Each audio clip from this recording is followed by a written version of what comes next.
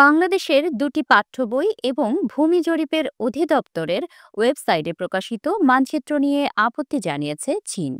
বেইজিংয়ের দাবি, সেখানে অরুণাচল প্রদেশ ও আকসাই চীনকে ভারতের অংশ হিসেবে দেখানো হয়েছে, যা ভুল তথ্য এবং চীনের সার্বভৌমত্বের পরিপন্থী। একই সঙ্গে হংকং ও তাইওয়ানকে আলাদা দেশ হিসেবে উল্লেখ করায় অসন্তোষ প্রকাশ করেছে চীন।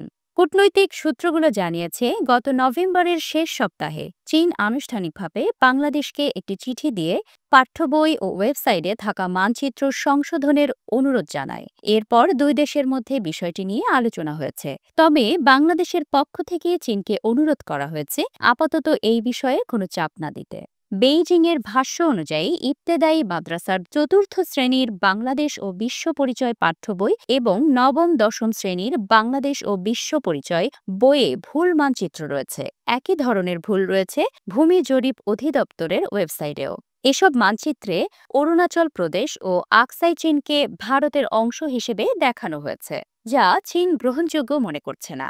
চীন বলছে, তাদের দাবি অনুযায়ী জিয়াংনান ও আকসাই চীন চীনের অবিচ্ছেদ্য অংশ, যা ঐতিহাসিকভাবে মীমাংসিত। একইভাবে তাইওয়ান ও হংকংকে আলাদা দেশ হিসেবে চিহ্নিত করাও এক চীন নীতির পরিপন্থী।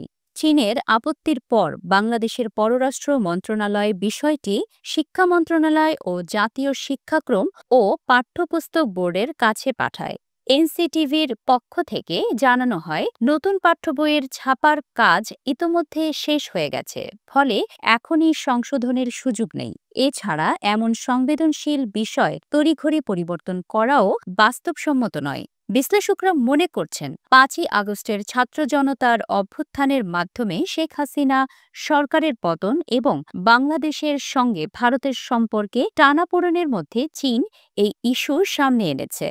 ঢাকা বিশ্ববিদ্যালয়ের আন্তর্জাতিক সম্পর্ক বিভাগের অধ্যাপক ডক্টর দেলোয়ার হোসেন বলেন, বাংলাদেশ ভারত সম্পর্কে পরিবর্তনের সঙ্গে চীন তার কৌশলগত অবস্থান নতুনভাবে সাজাতে চাইছে। মানচিত্র ইস্যুটি দীর্ঘদিন ধরেই পাঠ্য বই ও সরকারি ওয়েবসাইটে ছিল, কিন্তু চীন আগে এই নিয়ে আনুষ্ঠানিক আপত্তি তোলেনি। এখন কেন এই দাবি তোলা হলো, সেটি গুরুত্বপূর্ণ প্রশ্ন। বাংলাদেশ ১৯৭৫ সালে চীনের সঙ্গে কূটনৈতিক সম্পর্ক স্থাপন করে এবং এক চীন নীতি মেনে চলে। এর আওতায় বাংলাদেশ তাইওয়ানকে স্বাধীন দেশ হিসেবে স্বীকৃতি দেয় না।